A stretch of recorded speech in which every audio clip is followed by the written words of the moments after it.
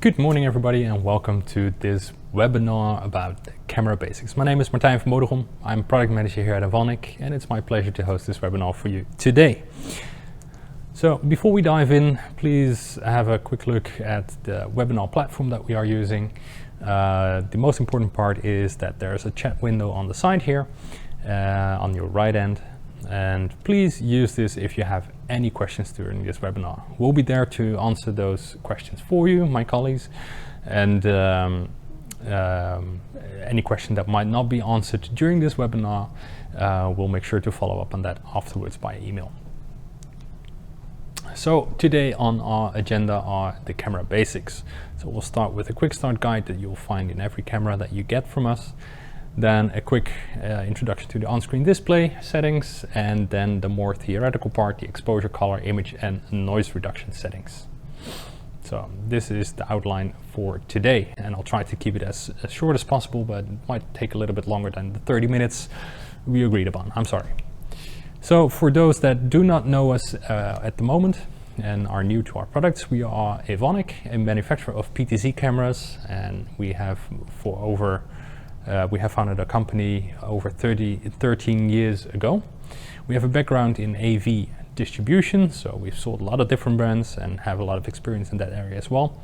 And from that we have created our own camera line, the Evonik cameras. So we do product design, manufacturing, warehousing and sales, all from the Netherlands, where our head office is located. We focus on the Pro AV installations, so you'll find our cameras mostly in fixed installations. Currently we are being distributed in about 30 countries worldwide, so we are present on every continent. So first up, the quick start guide. So when you receive a camera from us, you'll get a quick start guide. So the first thing you see when you open up the box is this guide.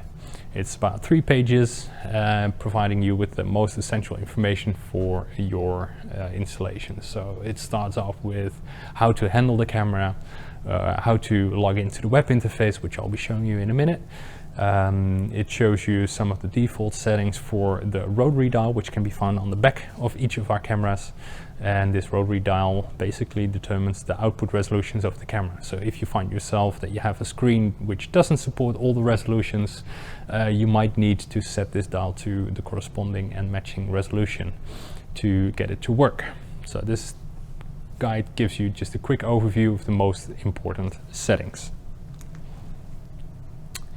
So once you have your camera hooked up, you have your HDMI output, you have your IR remote with you, and you've inserted 2 AAA batteries, and you're good to go. You press on menu and this is basically what you'll see.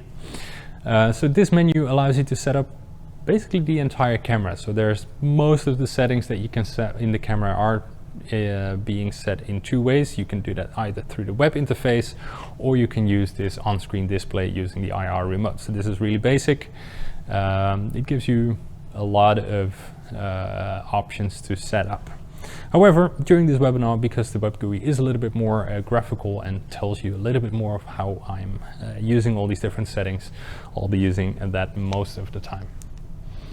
So let's dive in and let's get myself out of the way. There we go. So exposure settings. Let's start with the aperture and iris. So when you dive into the camera, which I'll show you in a minute, this will basically be the first setting that you'll find, the exposure settings. And it starts with auto exposure. You have a couple of different settings there. But the main thing that you need to know is everything about iris and shutter speeds. So the iris is basically a little mechanical bit within the lens which can be opened or closed, and anything in between. And this determines how much light will follow through the lens onto the sensor. So how much light is being let through onto the sensor.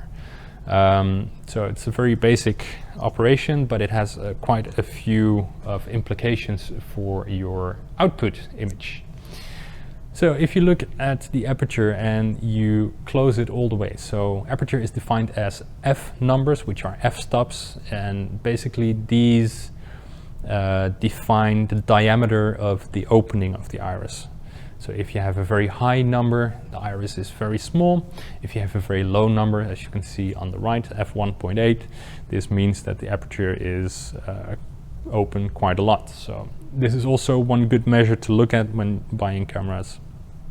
Make sure that the f-stop is the lowest possible f-stop is 1.8 or even lower. This means that the opening within the lens is relatively large. So one of the effects of narrowing down the iris is the depth of field effect. So you have a large depth of field when you close the iris completely. So this means that a large portion of your image is in focus. So front to back, a large part of that is in focus. And if you open up your iris further, you'll notice that this area gets smaller and smaller the further you open up your iris. So the depth of field, it will become narrower. One of the results of narrowing down your iris is that less light will be able to fall onto the sensor. So that basically means that your output will become darker. Opening up your iris, on the other hand, makes it lighter. So this is really something to take into account. You might want to capture everything front to back as sharp as possible, but the drawback is that you'll have less light falling onto your sensor and you need to compensate that elsewhere in the camera. Another one, the shutter speed. It's also related to how much light will fall onto the sensor. This is defining the time the sensor is exposed to light each frame that it captures. So as you might understand, the shorter that time is, the shorter the amount of time the sensor is exposed to the image, the sharper it will be when you are capturing moving objects, for example. And the longer you expose the sensor to this image, the more blurry this moving object will be, because it is actually moving while the camera is being exposed to light. Again, here the same drawback as with the iris. If you want everything sharp and crisp and not blurry, you'll have a darker image because you don't allow as much light to fall onto the sensor with a high shutter speed, or a very short shutter speed, I have to say. Again, increasing the shutter speed will allow more light onto the sensor, increasing the brightness of your image. So you really have to think about these two settings when setting up a camera. Okay, let's dive into a camera just to give you an idea of how that looks like. There we go. So this is our camera, our web interface. I've just logged in. I'm now going to the camera settings and go to the exposure settings, which can be found right there. So currently it is set to auto, but the things that I've been talking about are available under the manual mode settings. So now I'm in manual exposure and I can set the shutter speed and the iris. Now it's quite hard in this setup in my studio to show you the depth of field effect, but if you have a large venue, you'll definitely notice the difference when you play around with these values. As you can see, I'm now closing the iris and, well, way too far because I can hardly see myself. So I'd like to open it up as much as possible, because that just basically means that you can see me. Again, shutter speed, very long exposure up on the top, 1/25th, and very short exposures here on the bottom. And again, you'll see me almost disappear.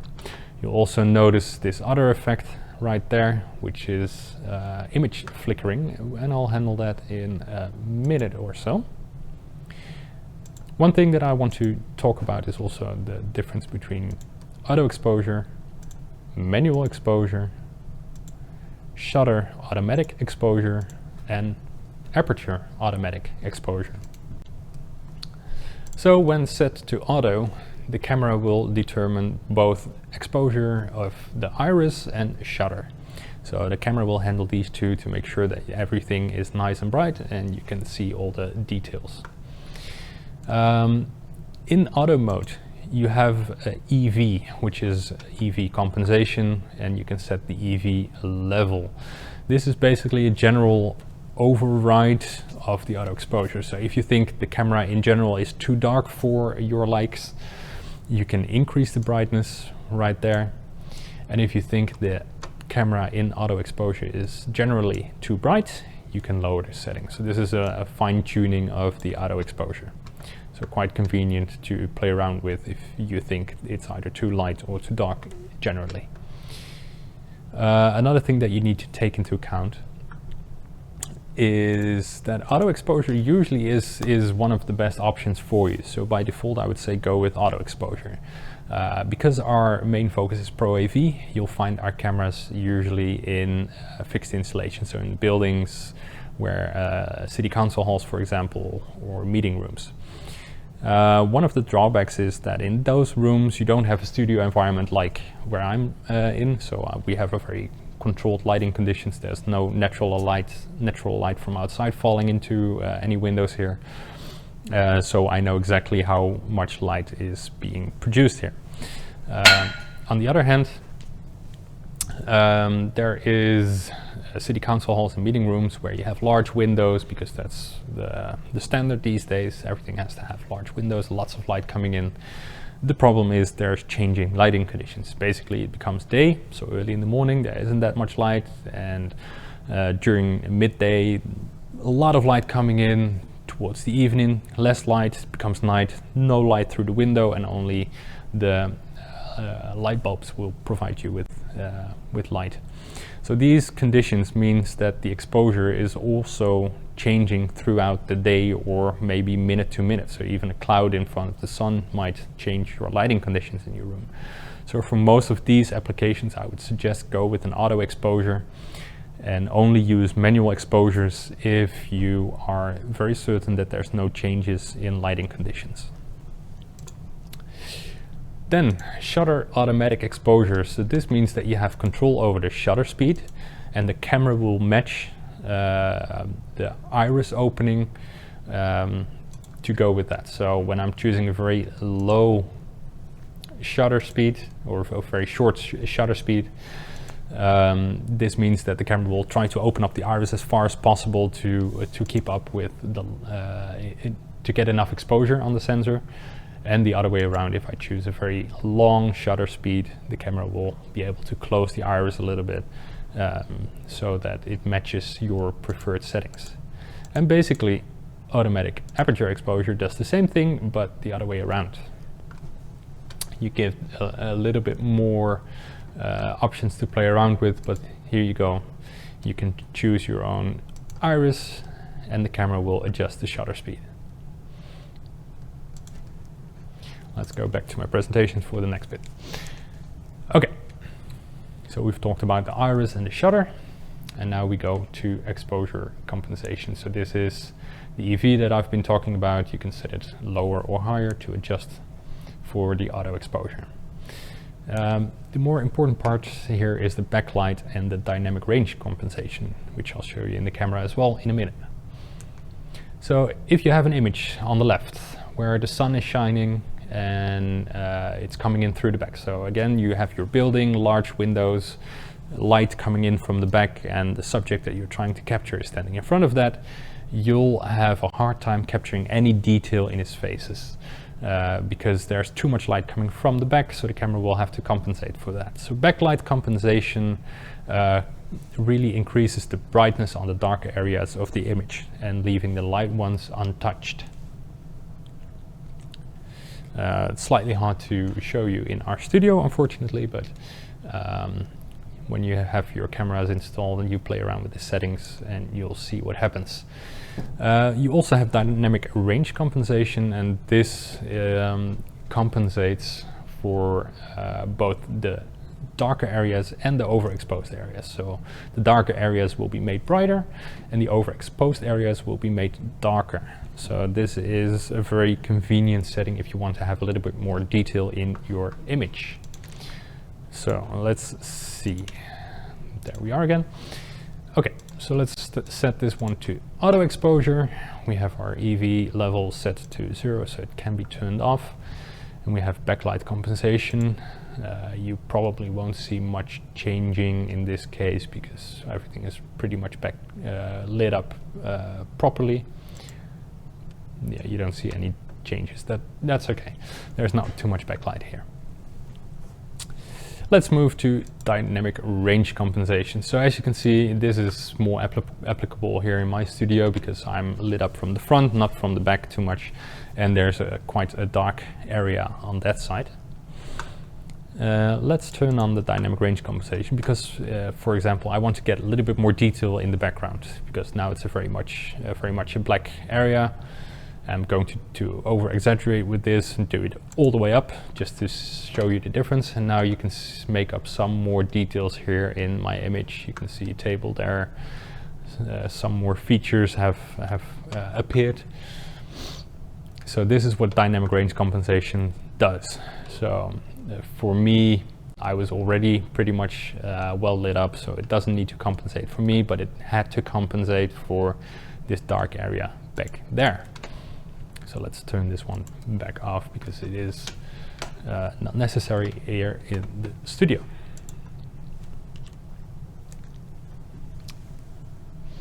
Anti-flicker, another important setting. So anti-flicker compensates for the flickering of light sources. This is happening in most environments. I've showed you earlier on when I was playing around with the shutter that you can see some of the flickering happening. Outside, this is not a problem. Problem occurs inside because we have our light sources, our lights right here on the wall, and they flicker due to the effects of the alternating current that we have in our countries. So depending on where you are in the world, it's either at 50 or 60 hertz, and you need to compensate for that because it interferes with the shutter speeds of the camera, and if you set it wrong, you'll get this beautiful rolling effect of dark bars in front of your image, and of course you really don't want this. So turning on the anti-flicker setting solves this issue because it limits the camera in the shutter speeds that it can choose when using auto exposure. So I'll show you in the camera. There you go. So here you can find the anti-flicker setting. It's either at 50 hertz or 60 hertz, or you can turn it off. So in our studio, when using auto exposure, I can turn it off because our lights aren't flickering that much. We have good quality studio lighting here. But if you find yourself in a situation where most of these cameras are being installed, you want to turn this on to either 50 or 60 hertz, depending on the electrical grid that you are connected to. So very important to set this correctly.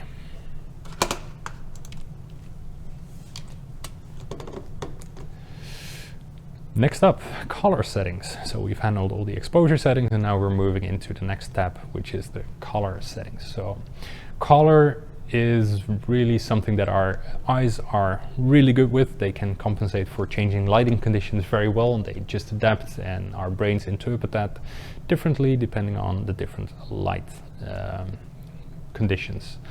However, cameras struggle with that a lot more.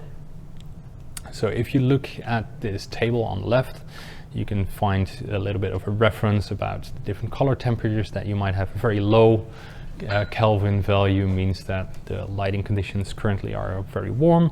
A very high means that they are very cold and blue and whitish. For our cameras, these are the settings that you'll mostly find your cameras in. So somewhere between the 3 and 5, and some exceptions, maybe 6,000 Kelvin, but that's about it. And we need to set our white balance to match the lighting conditions that our cameras are in. So white balance really defines the color balance of the digital camera. You're adjusting the camera to make sure that it matches the current lighting conditions so that it can produce accurate colors. So for example, if you have one scene and you set your camera to different white balance values, then you'll see this happening. So if the original scene seen with our eyes is this, then which color setting would be most accurate with in these current lighting conditions? So apparently our current lighting conditions are somewhere in the 6,500 Kelvin range, so that is what we need to choose.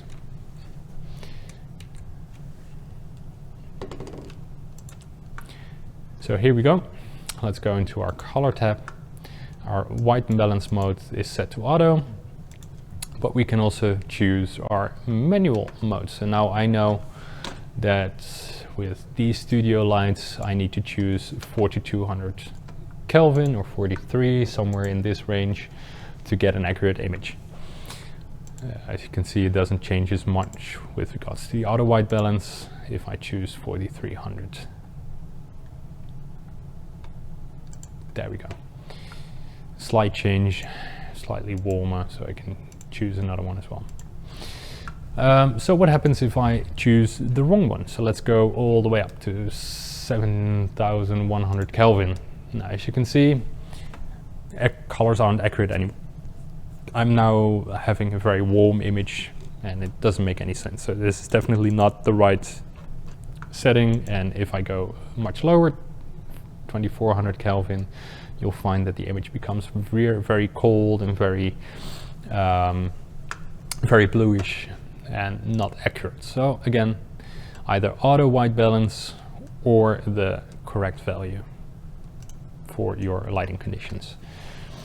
Now again, if you have an area where there's lots of natural sunlight coming in, so you have windows in your city's council hall, big windows, lots of light coming in, you will have to set this to auto or have somebody compensate for it every single minute, because with natural light it even changes when a cloud comes in front of the sun. So if you have a sunset, beautiful reddish colors, great, cloud comes in front of the sun and all of a sudden you're losing light, but also your color changes because it became much more bluish than it was before. So you need to compensate for this continuously.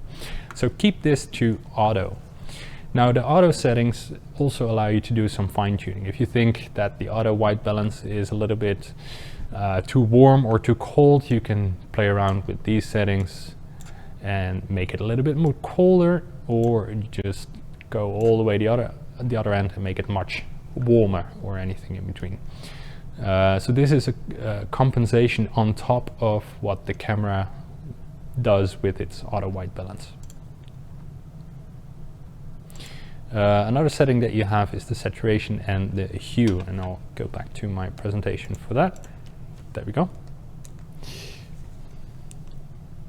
So color adjustments. So you've set your auto white balance to auto, but you want to play around with the red gain or the blue gain tuning.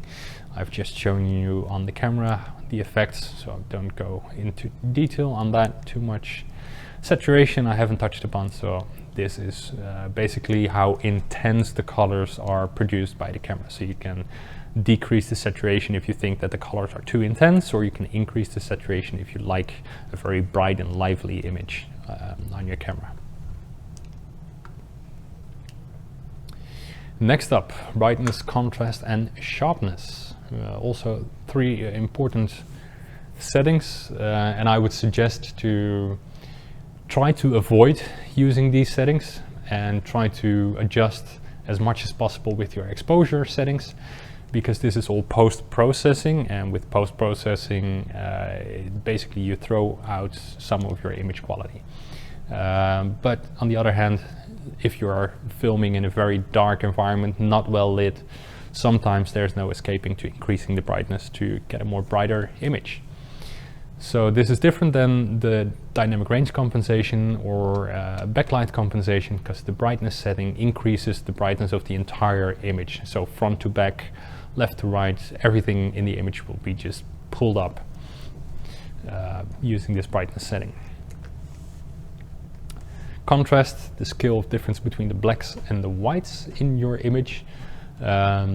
If you make that difference smaller, you'll be going towards a grayscale. If you increase it, you'll get much more contrast in your image. So I'll show you that in a minute as well. There we go. Let's go with the saturation. As you can see, it's by default set to 100%, but you can also exaggerate that, make the colors more lively, or use a lower setting to desaturate it. And as you can see, you're going towards a grayscale. So I'll leave this to a 100% preferably, and only use it if you really have to.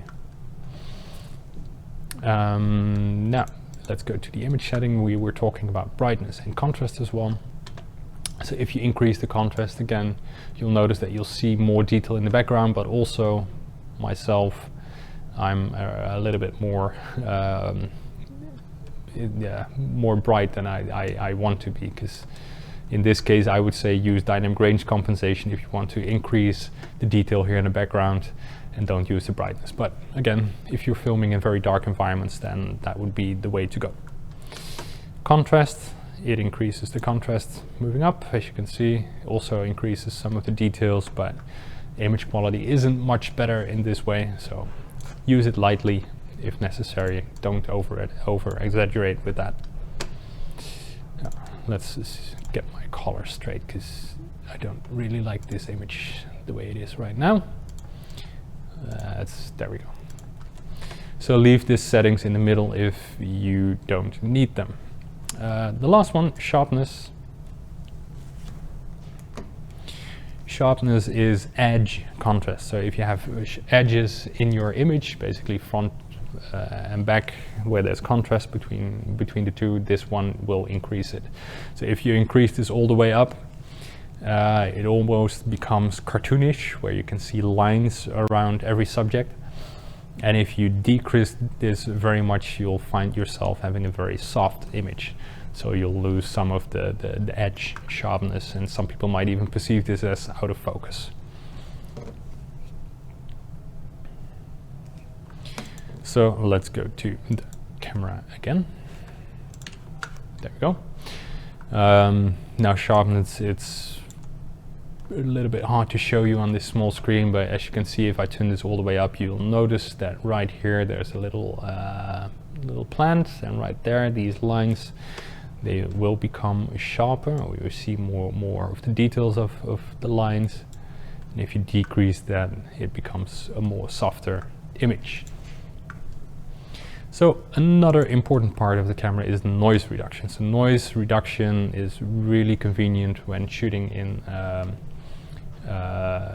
conditions where light isn't available as much, or isn't properly set up.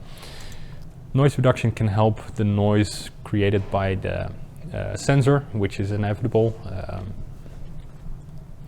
and it can compensate for that. So you have two options, 2D and 3D. 2D works really well when you have moving subjects. So if somebody is walking all the way around, left, right, then I would suggest trying to play around with the 2D noise reduction. And if somebody is stationary, much more like I am during a presentation, then you can use these settings, the 3D noise reduction. This simply has to do with the algorithms that are being used to smoothen out the darker areas. So one of the problems with noise reduction is that as soon as you increase this, you'll also smoothen out the subject. So depending on what your subject is doing, whether or not it is moving around or standing stationary, 2D or 3D will be the best option for you. So in my case, if there would have been any noise in my image, I would compensate it with using the 3D noise reduction, because I'm more stationary than moving around. So another one is the dynamic hot pixel. This is something that is due to the architecture of a CMOS image sensor. It is inevitable for an image sensor to not be 100% accurate. This is a production problem, a quality problem. It is inevitable, it is available, or it's present in basically any sensor. So sometimes you'll have a pixel in your camera which is way more sensitive than another pixel. And the dynamic hot pixel will try to compensate that. If it finds that one pixel is really always creating a too bright image compared to the pixels around it, it will compensate it, and it will basically just get an average from the pixels around it and change that pixel to that very average. So again, it's something that has to do with the production process. CMOS sensors can't be 100% accurate on all the pixels. and with the dynamic hot pixel you can compensate that for that. So this can also be useful when sensors are becoming really old. So of course not a problem within warranty, but if you have a camera that's 10 years old, you might find that some of the sensor pixels become inaccurate, and then you might want to increase this setting to compensate for that. So by default, turn it off. You won't need it for any of the new cameras, or even within the warranty period you won't need to expect to be able to use or to have any use of this setting. But if CMOS sensors are getting really old, you might find some of the pixels start behave strange, and then you can at least compensate for that and you won't even notice it is there. So that was really quick, my overview of the most important settings to set up your camera properly for changing lighting conditions, and how to use the noise reduction and the exposure settings properly. So if you have any other questions, so let's get back to my presentation. If you have any questions, these recordings are being made available to all of you. If you have attended this webinar, we will include all the questions that have been asked in the chat window, and we'll make sure you'll get a link to our YouTube channel where this video will also be posted afterwards. So if you want to look back at some of these parts, then feel free to scroll back and have a good look at it. There will be more webinars to come. Please visit our website. We'll be sure to post them there, and subscribe to our newsletter so that we can inform you actively of any of the new webinars coming up. So thank you so much for your time. Thank you for attending this webinar, and we hope to see you soon with the next one. So have a good day.